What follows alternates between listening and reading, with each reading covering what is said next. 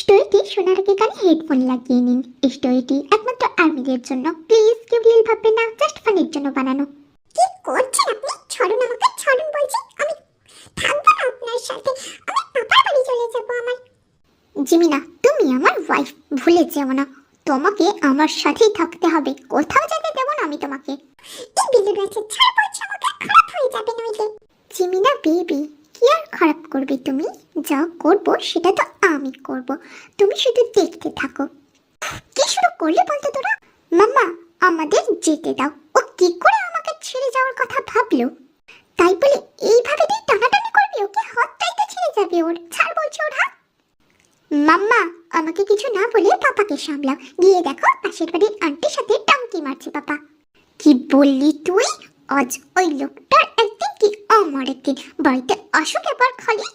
আমাকে ছেড়ে দিন, আমি থাকবো না আপনার সাথে। আপনার যদি বাইরে জনকে দিয়ে হয়ে যায় তাহলে আমাকে রেখে এখানে কি লাভ হবে বলো? জিমিনা প্লিজ শান্ত হও, প্রমিস করছি আর কোনো দিন রাস্তায় দাঁড়িয়ে আমি কারোর সাথে কথা বলবো না, প্রমিস। কি বললেন? তার মানে আপনি বাড়িতে এনে কথা বলবেন, তাই না? খুব ভালো। আরে না বাবা, আমি ওটা বলতে চাইনি, তুমি ভুল বুঝলে। কি হয়েছে? এত চিল্লাচিল্লি করছো কেন এত তোমরা? চিল্লাচ্ছে কেন সেটা তো আমি বোঝাবো, দাঁড়াও তুমি। আগে পাশের বাড়ির মহিলার সাথে ইটিস পিটিস, তাই না? দেখাচ্ছি মজা তোমাকে। বলে ঝাড়ু হাতে ছুটতে থাকে। আরে ভয়ে ছুট। আরে বেস্ট পাপাদের মধ্যে একজন। আরিম একজন সফল বিজনেসম্যান। জিন আরিমের ওয়াইফ, জিন একজন হাউসওয়াইফ। সুগা, জিন আর আরিমের ছেলে। সুগা একজন আর্মি অফিসার। পাপার বিজনেস থাকতেও সুগা নিজের স্বপ্নটা বেছে নিয়েছে। জিমিনা সুগার ওয়াইফ। জিমিনা একজন হাউসওয়াইফ। সুগা আর জিমিনা দুইজন দুজনকে ভীষণ ভালোবাসে। এই ফ্যামিলির মধ্যে আর একজন আছে যার নাম তে, জিন আর আরিমের মেয়ে, যে এখন সিউলে আছে পড়াশোনার জন্য। হ্যালো মামা, কেমন আছো তোমরা সবাই? আর ভালো কোথায় থাকতে দিল রে তোর পাপা, জ্বালিয়ে খেলো আমাকে। তোমরা আবার শুরু হয়েছে মাম্মা, ছেড়ে দাও না পাপাকে। এই বয়সে এখন মজা করবে না তো কখন করবে? এই বয়সে এসে যে শুধরাই না, সে পরেও শুধরবে না, বুঝেছিস? জানিস কি হয়েছে? তোর পাপা পাশের বাড়ির মহিলার সাথে ইটিস পিটিস করে, আর আমি ছেড়ে দেবো ভেবেছিস? তুমি তো ছেড়ে দেওয়ার মানুষ না, নিশ্চয়ই ঝাড়ু দিয়ে তাড়া করেছিলে আবার। হ্যাঁ হ্যাঁ, তোরা তো আমার তাড়ানোটাই দেখলি, তোদের পাপা দোষটা তো দেখলি না। আচ্ছা, আর কান্না করতে হবে না। বাকিরা সবাই কোথায়? আর বলিস না, তোর দাদাই রাস্তায় দাঁড়িয়ে কার সাথে যেন কথা বলছিল, আর তোর বৌমনি দেখে ফেলেছে। তারপর থেকে তোর বৌমনি রেগে মেগে ব্যাগ গুছিয়ে তার পাপার বাড়ি চলে যাবে। কি এক কাণ্ড! তোর দাদাই এখন ঘুরতে নিয়ে গেছে জোর করে। তোমরা পারো বটে। আচ্ছা ছাড়ো সবকিছু। বলছি মামা, আমার জন্য ঝাল ঝাল কিছু বানিয়ে রাখো তো, আমি খাবো। তুই বাড়ি আসছিস কবে? এইবার এলে আর যেতেই দেবো না তোকে। আমি আর কোথাও যাবো না মামা তোমাদের ছেড়ে, আমার এক্সাম শেষ। তাহলে তো ভালোই হলো। কবে আসছিস তুই? মামা আমি ফ্লাইটে বসে আছি, এখনই আসছি। এখনই ছেড়ে দেব ফ্লাইট, পরে কথা হবে। হ্যাঁ বলে তে কলটা কেটে দেয়। জিমিনা বেবি, রাগ করো কেন? আচ্ছা না, আমি আর কারোর সাথে কথা বলবো না, ঠিক আছে? প্লিজ আমাকে ছেড়ে যেও না আর কোথাও। ঠিক আছে। তুমি জানো না আমি তোমাকে কত ভালোবাসি, তাহলে তুমি কেন রাস্তায় মেয়েদের সাথে কথা বলবে দাঁড়িয়ে দাঁড়িয়ে? আরে বাবা, ওরা তো আমার স্কুল ফ্রেন্ড, ওর সাথে তাই একটু কথা বলছিলাম। আচ্ছা ঠিক আছে, আর কিছু বলবো না এই ব্যাপারে। আমার সুইট জিমিনা। দাঁড়াও, কেউ একজন কল করেছে মনে হয়। হ্যালো, কে? হ্যালো মিস্টার সুগা, আপনি যত তাড়াতাড়ি পারেন ক্যাম্পে ফিরে আসুন, মিশন আছে একটা। ওকে স্যার, আসছি। জিমিনা, আমাকে ক্যাম্পে যেতে হবে, মিশন আছে একটা, স্যার ফোন করলেই। তাহলে তুমি আর কবে আসবে গো? চিন্তা করো না জিমিনা, তাড়াতাড়ি আসবো। এখন বাড়ি চলো। ওরা বাড়ি চলে আসে আর সুগা চলে যায় ক্যাম্পে পরের দিন সকালে। ও, আপনাদের তো এখনো একজনের খবর দেওয়াই হয়নি। মিস্টার জন জংকুক একজন আর্মির হেড। অল্প এজে হলেও নিজের দক্ষতা দিয়ে সবার আগে এগিয়ে আছেন তিনি। জংকুকের হ্যান্ডসাম ফেস আর ড্যান্সিং বডি দেখে কোনো মেয়ে চোখ ফেরাতে পারবে না। জংকুক একজন দায়িত্বপ্রাপ্ত অফিসার। ওর কাছে সবার আগে ওর দায়িত্ব, তারপর অন্য কিছু। মাম্মা, পাপা, বৌমনি, দাদি, কোথায় তোমরা? আমি এসে গেছি। তে, আমার বাচ্চা, কেমন শুকিয়ে গেছিস তুই? কিছু খাসনি নাকি এতদিন? মামা, তুমিও না? আমি তো ঠিকই আছি, তার থেকে বলো মোটা হয়ে গেছি আগের থেকে অনেক। তুমি চুপ করতে চিনো, অনেকদিন পর আমার মাম্মাটাকে দেখতে পেয়েছি, আর কোথাও যেতে দেবো না আমার মাম্মাটাকে। পাপা, তুমি কেমন আছো? কেমন রোগা হয়ে গেছো আগের থেকে? পাপা, তুমি তুমি কিছু খাওনি নাকি? শুধু কি ঝাড়ু দৌড়ানি খাও? তোর মাম্মা তো আমাকে কিছু খেতেই দেয় না, শুধু ছাড় দৌড়ানি করায়। কি বললে তুমি? কিছু খেতে দিইনি তাই না? ঠিক আছে, আজ থেকে তোমার খাওয়া বন্ধ। তোমার খাবারটা আমি টমিকে দেব। কি? আমার থেকে রাস্তার কুকুরটা তোমার কাছে বড় হয়ে গেল? আচ্ছা থামো তো এবার। বৌমনি, কেমন আছো তুমি? আর দাদাই কোথায়? হাই বলো না জিমিনা, তোমার দাদাই একদিন থেকে আবার ক্যাম্পে ফিরে গেছে। একটা মিশন আছে তার। স্যার ফোন করে জানালো তাকে। ওহ, আবার সে স্যার? এই স্যারকে পেলে আমি কবাব বানাবো। একটু প্রেম করতে দিবি না আমার দাদাকে। তুমি দেখে নিও বৌমনি, দাদাই স্যারের যে বউ হবে না, ওই স্যারকে যদি নাকে দড়ি দিয়ে করাতে না পারে, তাহলে আমি আমার নাম পাল্টে নেব। বদলোক একটা, নিজে তো প্রেম করবে না, অন্যকে করতে দেবে না। আচ্ছা বাবা, চলো, অনেক হয়েছে, খাবার খাবে, চলো এখন।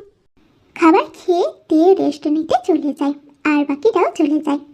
এইভাবেই কিছু মাস পেরিয়ে যায়। একদিন রাস্তায়, প্লিজ হেল্প মি, শরীরটা ভীষণ খারাপ লাগছে আমার, প্লিজ গাড়ির ডোরটা একটু খুলুন, প্লিজ হেল্প করুন আমাকে কেউ একজন।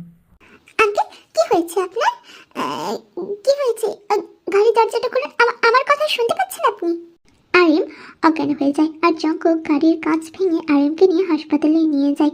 আরিমের জ্ঞান ফেরার পর, বাবা, তুমি আমাকে না বাঁচালে আমি মরে যেতাম মনে হয় এতক্ষণকে। তোমাকে অনেক অনেক থ্যাঙ্কস। তুমি আমার কাছ থেকে যা চাইবে আমি তাই দেবো তোমাকে, আমার লাইফের বেস্ট উপহার তোমাকে দেবো আমি।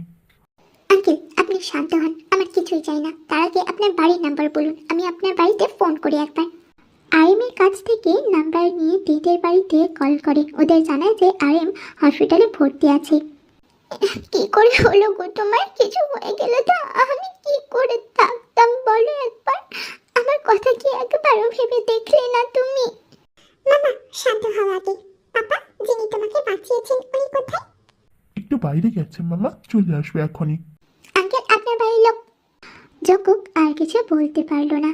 দেখে দেখেই স্তব্ধ হয়ে গেছে সে। মায়াপুরী, কোথায় না খুঁজেছি তোমায়। আমাকে একা রেখে কোথায় চলে গিয়েছিলে তুমি? তোমাকে পেয়েছি, আমি আর হারিয়ে যেতে দেব না তোমাকে। আমার কাছে লুকিয়ে নেব তোমাকে। জঙ্কুক আগে থেকে তেকে চেনে। একবার সুগা ক্যাম্পে যাওয়ার সময় তে ওর সাথে যাবে বলে কান্না করতে থাকে। বাধ্য হয়ে সুগা তেকে নিয়ে যায়। সকালে থাকার পরে যখন রাত হয় তখন তে মামা যাবো বলে কান্না করতে থাকে। তখন সুগা বাড়িতে দিয়েই আবার ব্যাক করে। তখনই জঙ্কুক তেকে দেখেছিল। স্যার, আপনি আপনি আমার পাপাকে বাঁচিয়েছেন। আপনাকে অনেক অনেক থ্যাঙ্কস স্যার। উনি তোমাদের স্যার? জিমিনা, উনি আমাদের সবার হেড। ও স্যার, আপনাকে অনেক অনেক থ্যাঙ্কস। পাপাকে রিলিজ করে দিয়েছে। বাড়ি যাব। আপনিও আসুন না স্যার আমাদের সাথে। না সুকা, আমি এখন বেরোবো। স্যার, আপনি কোথায় যাবেন এখন? দেখি এখানে কোনো হোটেল বুক করে থেকে যাব। না বাবা, তুমি আমাকে বাঁচিয়েছো, তার উপকার করতে পারিনি এখনো। চলো আমার বাড়ি, চলো আমাদের সাথে। ওরা অনেক করে বলছে, তাই জঙ্কুক ওদের সাথে ওদের বাড়িতে আসে ফ্রেশ হয়ে খাবার টেবিলে। কি হলো বাবা, তুমি তো কিছুই খাচ্ছ না? কোথায় খাচ্ছি না আন্টি, আমি তো সব কিছুই খাচ্ছি। কি হয়েছে, তুমি কান্না করছো কেন? আসলে আমি আমি ছোটবেলা থেকে আমার মা বাবাকে দেখিনি তো, তাই ফ্যামিলি দেখি আমার কান্না চলে আসছে আন্টি। প্লিজ কিছু মনে করবেন না আপনারা সবাই। কাঁদতে হবে না বাবা, আজ থেকে তুমি আমাদের ফ্যামিলির একজন মেম্বার। ক্যাম্প থেকে ফেরার পরে সোজা আমাদের বাড়িতে চলে আসবে, ঠিক আছে? আপনাকে অনেক অনেক থ্যাঙ্কস আন্টি। আন্টি না, মাম্মা বলো। আর তোমার ওয়াইফ কোথায়? আমি এখনো বিয়ে করিনি আন্টি। ও আচ্ছা, খাবার খেয়ে না। ওরা খাবার খেয়ে যার যার মতো রুমে চলে যায়। মাঝরাত। আমাকে জ্বালিয়ে তুমি কি সুন্দর করে ঘুমাচ্ছ দে বেবি। একবার পাই তোমাকে আমার করে, তোমার ঘুম আমি মিটিয়ে দেব বলে জঙ্কুক দের কপালে কিস করে চলে যায়। আর অন্যদিকে আরিম এটা দেখে ফেলে। কোথায় গিয়েছিলে তুমি এই অসুস্থ শরীরে, আমাকে জানাওনি কেন? আমি আমি একটা ঘটনা দেখলাম চিনু, কি করব কিছু বুঝতে পারছি না। কি হয়েছে আমাকে খুলে বলো তুমি। আরিম জিনকে বলে জঙ্কুকদের রুম থেকে বেরিয়েছে, এটা দেখেছে সে। তোমার জীবন বাঁচালো ছেলেটা, ওর কেউ নেই। আমি ভাবছি তোর সাথে বিয়ে দিয়ে দিব, অনেক বড় অফিসার সে। তোমার কোনো প্রবলেম আছে এতে? না, আমার কোনো প্রবলেম নেই। কিছুদিন পর জঙ্কুক আর সুগা আর একটা মিশন থেকে ফেরার পর। তে আমি তোমার বিয়ে ঠিক করেছি, আজকে তোমার বিয়ে। কোনো প্রবলেম আছে তোমার? না কিন্তু পাপা, আমার কথা। কোনো কথা না, রেডি থেকো, আজকে বিয়ে। তে জঙ্কুককে ভালোবেসে ফেলেছে। ওই দিন রাতে তে ঘুমোয়নি, জেগেই ছিল আর জঙ্কুকের সব কথা শুনেছিল। কিছুক্ষণ পরে তের বিয়ে হয়ে যায় তের রুমে। দেখুন, আমি আপনাকে ভালোবাসি না। কি বললে তুমি তে? তুমি আমাকে ভালোবাসো না? তুমি কাকে ভালোবাসো? চুপ করে থেকো না তে, বলো তুমি কাকে ভালোবাসো? আমি আমি কিছু না, আপনি সাধারণ প্লিজ। না, তুমি অন্য কাউকে ভালোবাসো তাই না? আমার বউ আমাকে ভালো না বেশে অন্য একটা লোককে ভালোবাসে, সেটা আমি মেনে নেব না, কিছুতেই না। আমি তো আপনাকেই ভালোবাসি। এটা না বললে অন্য কাউকে ভালোবাসে এটা বললে কেন তুমি তাহলে? আরে ওটা তো আমি অন্য একজন ভেবে বলেছিলাম। ঠিক আছে, তুমি অন্য কাউকে ভেবে এই কথাটা বলেছিলে। আচ্ছা, তুমি আমাকে ভালোবাসো, এটার প্রমাণ দাও তাহলে।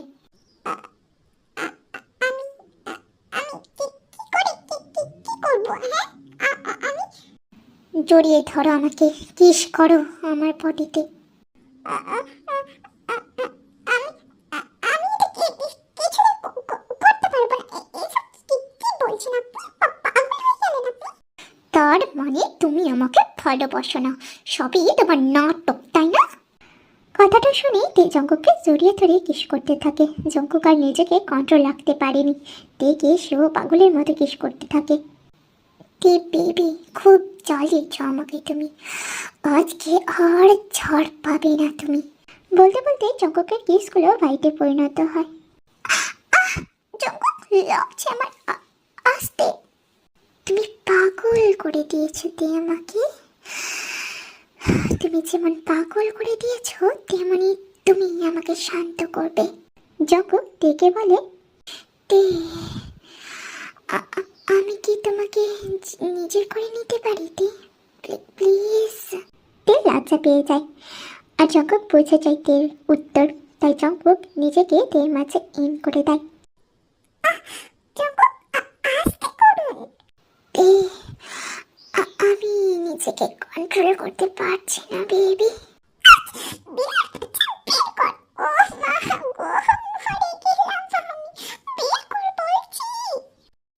খুব জ্বালিয়েছ আমাকে তুমি জিমিনা বেবি, এর শোধ তো আমি তুলবই আজকে। তুমি ছাড় পাবে না আমার থেকে একটু। চুপ করো। স্টোরিটা এখানে শেষ করলাম। ভালো লাগলে লাইক কমেন্ট করে যাবেন, আর হ্যাঁ, সাবস্ক্রাইব করতে ভুলবেন না। ফিরে আসবো নেক্সট স্টোরি নিয়ে, ততক্ষণ সবাই ভালো থাকবেন। আর স্টোরিটি সম্পূর্ণ শোনার জন্য